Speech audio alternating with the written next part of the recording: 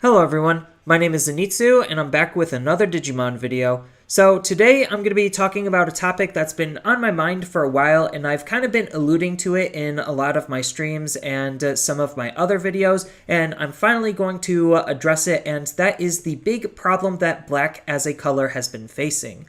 So black in the Digimon card game has always been seen as the weakest color. It's always had the lowest meta representation, and it's just not been performing very well for a very long time, and it's still not performing extremely well compared to a lot of other colors. So today I'm going to finally address why that is, at least in my opinion. So black as a whole started out of the gates already kind of late. So it came out in BT02 was the introduction to black, and with the introduction to black, we already were behind in cards to the overall card pool compared to red, yellow, and blue. And then on top of that, we also got the starter deck a little bit late too. The starter deck did help, but it didn't give it really enough tools to really push the color forward. So what the unfortunate thing that black has been getting in all of its sets is the fact that it's always been divided between generic black support and supporting a new deck. So what do I mean by this is the fact that if we look into BT02 and then we look at all of the black cards in BT02, we can see that black was split between generic black cards and supporting Diaboromon. So this type of a split created a divide in the cards that black could be using on a general basis, because black can't use the Diaboromon line efficiently where the Diaboromon line can. So that created a huge problem where just half of the black cards just were unusable because it was locked behind this deck type. And then on top of that, this pattern kind of continued throughout the rest of the sets going into black's history. So we could see in BT03, if we look at what black got in BT03, it was just, again, some more generic updates, and then half of it was split between the Legend Arms archetype. So not only is black still getting split between its archetypes and support, it's just continuing to not perform very well because it's also not updating any of the archetypes that it was currently supporting, or it barely was. So if we look into BT04 to see what black got, we could see that black got another split in another deck between, again, more generic support and D-Brigades. So in each set that black has been in, black has always had this divide between cards that it can use and cards that it can't use. And that divide has just reduced the amount of overall playable cards that the color has. So it's just making the color underperform because it has significantly less tools compared to all of the other colors, just because it's always been divided. So in BT05, we could kind of see the divide stopping, except it's not entirely stopping because we get more Diaboromon support. So even then, black still is divided. So even in BT06, black is still kind of divided, but it's a little bit less divided than it was before in all of the previous sets. So as of BT06, we really start to see black emerging as a color just because they're finally getting the tools necessary for them to actually be playable.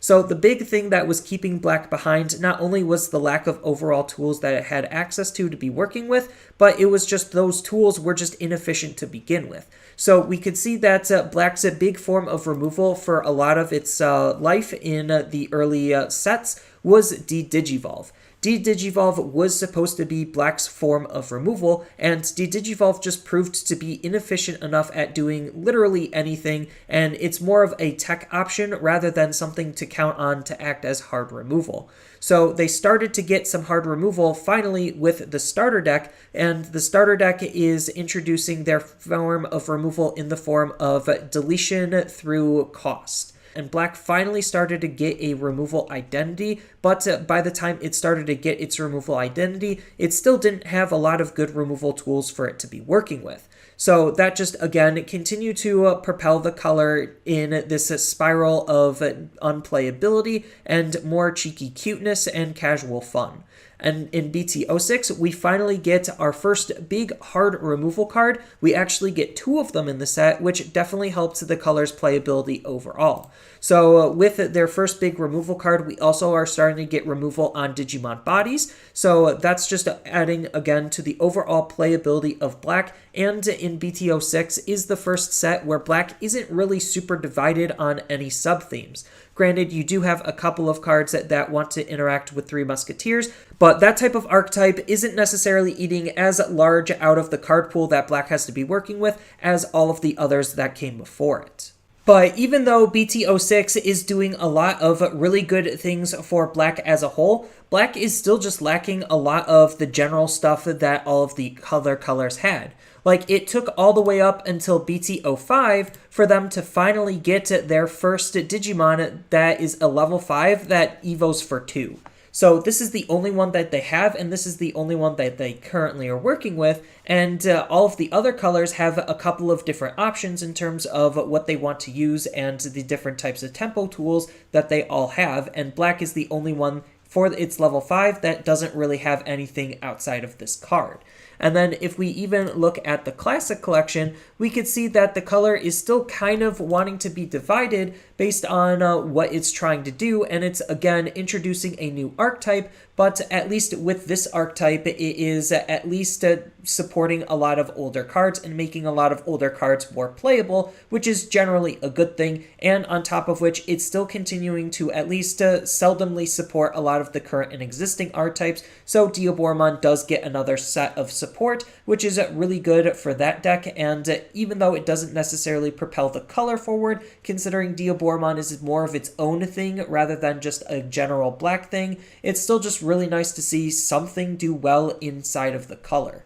But this goes back into black's whole problem where it just has and is trying to support too many sub-archetypes on top of trying to give a lot of generic tools. So we haven't seen a Legend Arms update, we have barely saw a D-Brigade update. Like, there's just a lot of different deck types that aren't necessarily getting a lot of extra support that need it to make those decks in that color more playable, and those decks are eating away at the overall card pool that black had to be working with to begin with, thus reducing the amount of overall cards that black had to begin with, already starting off very slow. And then on top of that, black still, all the way up into Classic Collection, is lurking with a big handicap because they don't have some generic tools that, again, all of the other colors have. So one of those big generic tools is in the digitama slot, and the digitama slot has almost no card draw in it whatsoever. BT06 adds Pagumon, which is really good, and it's the first time that they actually get a really good digitama to use outside of literally just defaultly generically using Kapurimon or Kapurimon. But outside of that, literally all of the digitama are more specific to a particular deck. So you have Tsunamon and Tsunamon, which is supposed to support the Diaboromon deck. Normal black decks can't use these cards. On top of that, you also have Kakinmon, which is supporting Legend Arms, although you could use it for level 7 Turbo, but I digress. It's still just supposed to support a deck type. Same thing with Missimon. So like between its digitamas and all of the other colors' digitamas, it has less digitamas it's actually going to be using, and that's just a very unfortunate thing. On top of which, again, they don't have a whole lot of card draw in black. So, like, this is what they needed for a just generic Digitama, and not necessarily for Diaboromon, although it's nice Diaboromon got it, but, like, we need something like this version of Sumimon for black as a whole, and we kind of have that in Pagumon, so Pagumon is probably going to be one of the best, if not the best, Digitama that we have for a while, because if we look into BT07, we could see that they are, again, trying to split the color into doing different things. So we could see with what little spoilers we have that they are trying to split the color yet again into trying to make a new deck, and that new deck is going to be supporting the X antibody stuff. So we don't know exactly what other generic tools black is going to get as a whole, but we do know they are creating yet again another deck for black, taking up cards out of the card pool that black has to work with to try to create another new deck out of it. And if we look at literally almost every other color in the entire game, they're not really trying to do this, and a lot of their cards just help and support and synergize with each other on a more general basis. So the only real noticeable time that they've ever done this for something that's not black is in BT06 for green, where a lot of the green cards were being eaten up with Eosmon cards. So all of these Eosmon cards are supposed to basically be green cards, and that ate up a lot of green cards in the set, and that significantly reduced the amount of green tools that they got to be working with, and that hurt the overall performance of green in the BT06 meta, at least in Japan. So it's just small things like this that we could see that even just the slightest reduction in the overall card pool has significant ripples on how that color is going to perform in that set. I guess you could say another time that they did that was with red for BT03 because red was also playing with Legend Arms, but at the time red had Omnimon and Omnimon Turbo based decks, so they could still at least use some of those tools more meaningfully than what black could have done, just because red at that time was in an overall better spot, and red continued to be in a better spot just because a lot of their cards tend to synergize and work better with each other. So I'd say there's about 3 factors that really go into how strong a deck or a color can be. The first big factor is going to be removal. Can you interact with the opponent in a meaningful way to just be able to handle the threats that they're going to be presenting you with?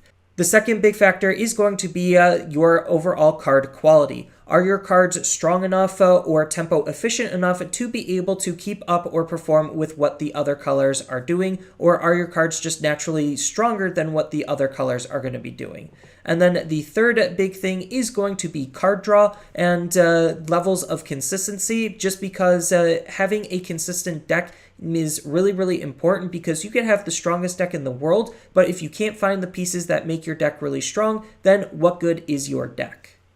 And the big unfortunate thing, which is what I keep harping on and coming back to, is the fact that black as a whole, at least for a very long time, all the way up until BT06, was basically lacking the majority of those tools. So it was lacking consistency, it was lacking card quality, and it was lacking removal.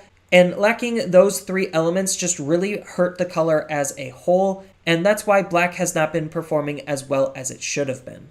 So that's all I really have for this video. As always, feel free to tell me your thoughts down in the comments below, and down in the description below are a couple of different ways you could support me and the channel. So I do have a TCG Player affiliate link, so when you use that link to buy cards off of TCG Player, then some of that money will go to supporting me and the channel. I also do make and sell playmats over on Overcard Gamers on Facebook, so when you buy a playmat with my design, then some of that money will also go to help supporting me and the channel. And on top of all of that, I do have a Twitch account over on twitch.tv/Zenitsu, so giving me a follow and a subscription also helps support me there, and I do play Digimon on top of various other games on that platform as well. So thank you everyone for watching, and as always, don't forget to like, share, and subscribe for more content, and I'll see you in the next video.